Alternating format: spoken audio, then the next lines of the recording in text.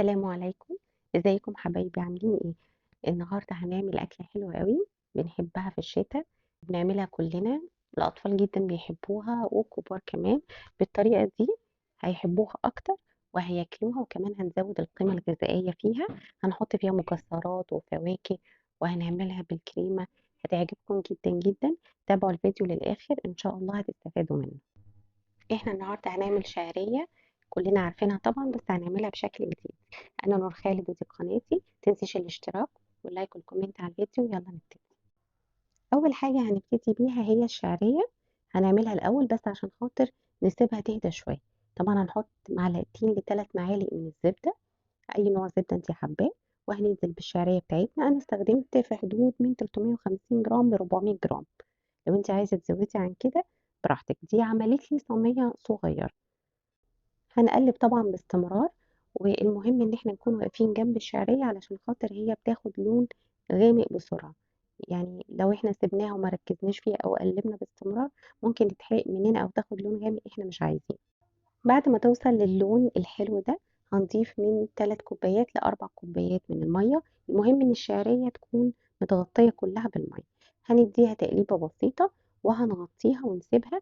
واول ما نلاقي ان هي شربت المية شوية، نص المية تقريبا، هنهدي النار خالص ونسيبها لحد ما تستوي كويس جدا.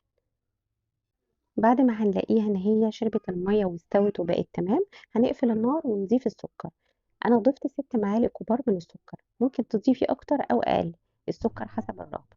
خلوا بالكم ان انا كده قفلت النار، يعني احنا مش محتاجينها تكون على النار. هو السكر مع البخار اللي طالع من الشعرية هيدوب مع الشعرية. احنا بس هنقلبه كويس مع بعض عشان السكر يمتزج مع الشعرية كلها. وبس كده هي الشعرية عندي جاهزة، مش محتاجة اكتر من كده. هنسيبها بقى على جنب لحد ما تهدى خالص.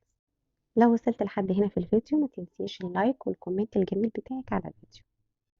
احنا الكريمة بتاعتنا النهاردة هنستخدمها كريم كراميل، اللي هو كيس الكريم كراميل الجاهز. هنحط مجين من اللبن، او في حدود 400 جرام من اللبن، او ممكن تقلليها يعني من 350 ل 400 جرام بيبقى كده مظبوط. وهنحط الباكت بتاع الكريم كراميل كله وهنقلبه كويس لحد ما يوصل للفوران او الغليان ده. هنبتدي ان احنا نضيف معلقتين كبار من لبن البودرة او كيس كامل من لبن البودرة وهنقلبه كويس، يعني في حدود دقيقة كمان. وهنقفل النار وكده الكريم كراميل هيكون جاهز. بس التكاية بتاعت لبن البودرة هتخليه زي الكريمة وأحلى كمان. احنا هنديله تقليبة بس بسيطة، هي دقيقة وخلاص، وهنقفل النار. ومش محتاجين الكريم كراميل يكون على النار تاني، هو كده تمام. هنبتدي ان احنا نصب الكريم كراميل في القالب بتاعنا او الصينية بتاعتنا اللي احنا هنستخدمها. وبعد كده هندخلها التلاجة لا يقل عن ساعة. يفضل كمان لو احنا حطينا كريم كراميل في التلاجة اكتر من ساعة هيكون حلو جدا. هنطلع كريم كراميل وهنحط الشعرية. والاحسن ان الشعرية تكون هديت شوية، يعني المفروض انها ما تكونش سخنة. بس انا هنا كنت مستعجلة شوية فحطيتها كانت لسه دافية، ولكن هو يفضل يكون الشعرية هديت. بعد ما حطينا الشعرية هنصب اللبن بتاعنا، كمية اللبن زي ما انت عايزاها حسب رغبتك. انا عملت كمان طبقين شعرية باللبن عادي جدا. هنزين الشعرية بتاعتنا بقى. انا ضفت عليها جوز الهند، ممكن لو انت مش حابة جوز الهند ممكن تحطي زبيب، ممكن تحطي اي نوع مكسرات انت حباه. وضفنا عليه الفاكهة. طبعا الفاكهة غيرت من طعم الشعرية خالص، يعني الشعرية دي مش دي الشعرية اللي احنا متعودين عليها العادية البسيطة اللي هي شعرية بسكر ولبن او حليب بس. لا، الفاكهة كمان زودت من القيمة الغذائية وخلت طعمه بقى جميل جدا. ومع الكريمة الميكس ده كان حلو قوي بجد، لو جربتوه هيعجبكم أكيد. والشعرية بلبن التانية أنا ضفت عليها مكسرات عين جمل ولوز. ممكن أضيف عليها سوداني أي نوع أنت حباه. طبعا التزيين ده أو الشكل النهائي الفينش بتاعنا ده راجع ليكي، يعني ممكن انت تكوني مش حابة الفراولة تضيفي نوع تاني فاكهة.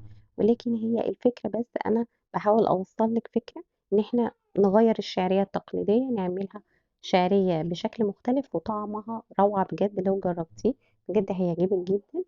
ده غير القيمة الغذائية العالية. يا رب يكون فيديو النهاردة عجبكم. أشوفكم فيديو جاي إن شاء الله. مع ألف سلامة.